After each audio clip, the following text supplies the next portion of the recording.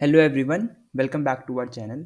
तो हम पढ़ रहे थे chapter number 1 power sharing of class 10 political science. तो दो वीडियोस इस पे हो चुकी हैं। हमने बात करी कि पावर शेयरिंग का सबसे पहले हमने दो कंट्रीज का कंपैरिजन किया, बेल्जियम की एथनिक कंपोजिशन, श्रीलंका की एथनिक कंपोजिशन।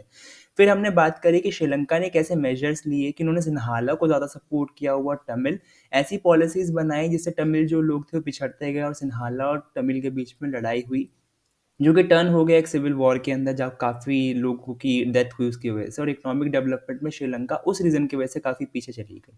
तो बेल्जियम ने भी क्या ऐसा ही किया कि उन्होंने डच को सपोर्ट किया, फ्रेंच को सपोर्ट किया, दोनों को इक्वल राइट्स दिए। उन्होंने कैसा मॉडल अपनाया ये हम पढ़ेंगे आज की वीडियो में। तो एकोमोडेशन इन बेल्जियम।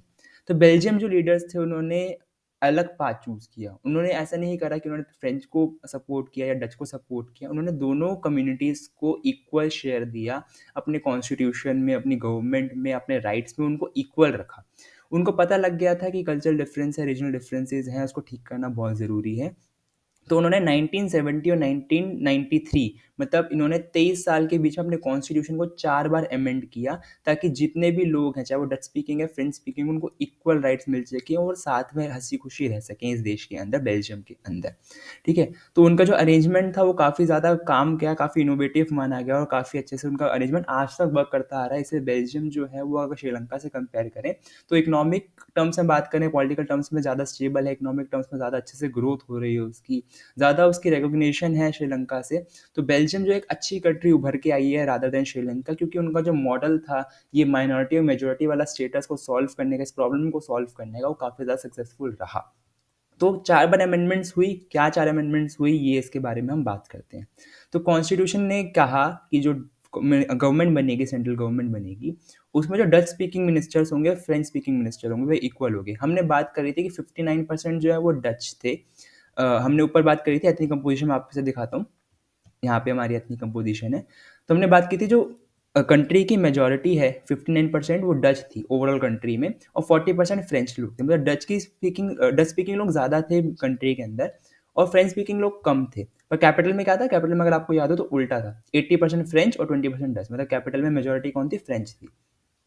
तो पर उन्होंने क्या किया, उन्होंने रूल ऐसा बनाया, अगर श्रीलंका की अगर हम बात करें तो उन्होंने सिन्हालो को ज़्यादा सपोर्ट किया अपनी मेजॉरिटी को। पर उन्होंने क्या कहा कि डच अगर मेजॉरिटी है पर कोई बात नहीं, जो मिनिस्टर्स होंगे सेंट्रल गवर्नमेंट में वो डच के हों और फ्रेंच के, दोनों के इक्वल होंगे। मतलब अगर 100 मिनिस्टर्स है सेंट्रल गवर्नमेंट में तो डच के मिनिस्टर्स और फ्रेंच स्पीकिंग मिनिस्टर्स इक्वल होंगे, 50-50 दोनों स्पीकिंग मिनिस्टर्स होंगे।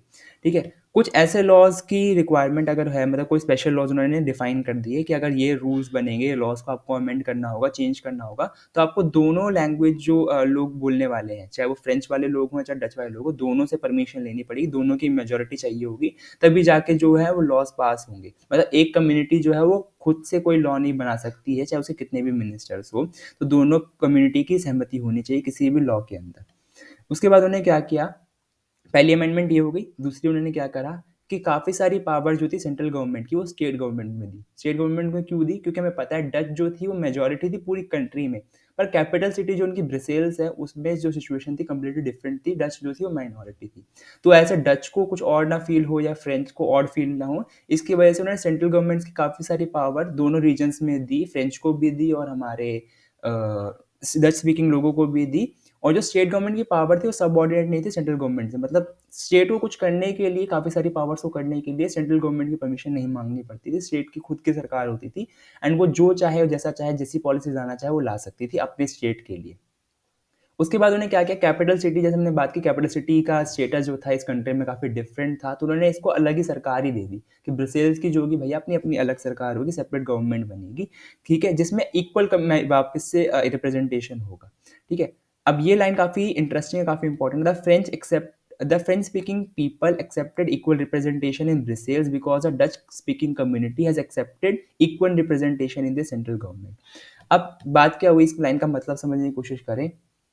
फ्रेंच जो थे वो फ्रेंच स्पीकिंग जो लोग थे वो कैपिटल के अंदर ज़्यादा थे, ठीक है, 80% थे, पर वो ओवरऑल कंट्री के अंदर कम थे।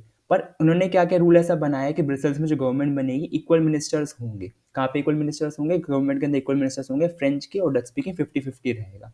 तो फ्रेंच वाले पीपल तो ये बोल सकते थे ना कि हम तो 80% हैं इस सिटी के अंदर, 80% लोग हमारे ही है, तो हमें 80% मिलना चाहिए, हमें 50% क्यों मिल रहा है? ये ऐसा हुआ इक्वल रिप्रेजेंटेशन के लिए फ्रेंच स्पीकिंग लोग इसलिए माने क्योंकि डच वाले लोग जो थे, जो कि मेजॉरिटी थे कंट्री के अंदर, वो मान गए थे कि इक्वल रिप्रेजेंटेशन ऑफ फ्रेंच को देंगे। फ्रेंच वहाँ पे माइनॉरिटी है, पर हम लोगों ने मान लिया कि सेंट्रल गवर्नमेंट हो या स्टेट गवर्नमेंट हो, दोनों में दोनों के मिनिस्टर्स, डच के मिनिस्टर्स और फ्रेंच के मिनिस्टर्स इक्वल रहेंगे। और ब्रुसेल्स की क्या थी, सेपरेट गवर्नमेंट होगी। तो 3-4 बार अमेंडमेंट्स हुई 1970 से 1993 के बीच में। एक ये था कि सेंट्रल गवर्नमेंट में डच और फ्रेंच स्पीकिंग मिनिस्टर्स इक्वल होंगे, ब्रुसेल्स की अलग सरकार होगी, वहाँ पे भी दोनों के मिनिस्टर सेम होंगे। सेंट्रल गवर्नमेंट की काफ़ी सारी पावर स्टेट गवर्नमेंट को दी गई, तीसरा अमेंडमेंट। चौथा अमेंडमेंट क्या था, काफ़ी इंपॉर्टेंट अमेंडमेंट था, सेंट्रल गवर्नमेंट और स्टेट गवर्नमेंट के अलावा थर्ड टाइप की गवर्नमेंट भी होगी जिसको हम बोलेंगे कम्युनिटी गवर्नमेंट। ठीक है, जैसे हमारे इंडिया में भी है, हमारी केंद्र सरकार होती है सेंट्रल गवर्नमेंट, राज्य सरकार स्टेट गवर्नमेंट, और लोकल गवर्नमेंट होती है जो हमारी एमसीडी वगैरह होती है, पंचायत वगैरह होती है।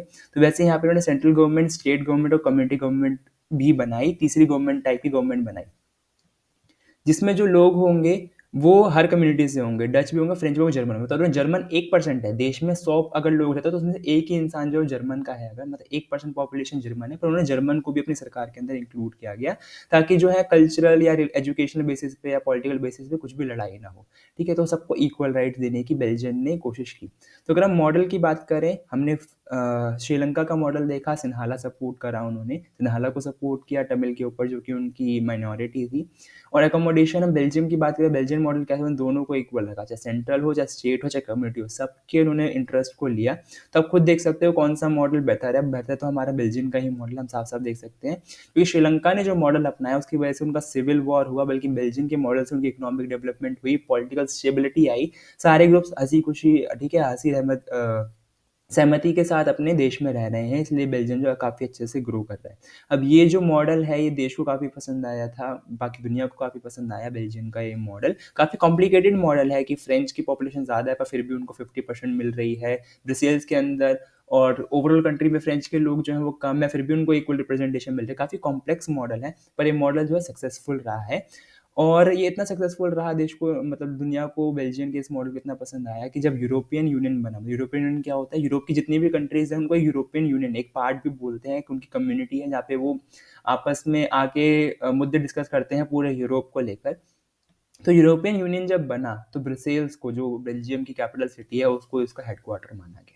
तो ये हमने पढ़ा बेल्जियम का मॉडल, श्रीलंका का मॉडल। आप खुद सोच सकते हो कि कौन सा मॉडल के प्रॉस क्या हैं, डिसएडवांटेजेस क्या हैं, और किसके एडवांटेजेस क्या आते हैं, और कौन सा मॉडल बेटर था। अब आप ये खुद कंपेयर कर सकते हो। इसके बाद हम बात करते हैं कि पावर शेयरिंग डिजायरेबल क्यों होता है, और फॉर्म्स ऑफ पावर शेयरिंग क्या होता है, नेक्स्ट वीडियो में। थैंक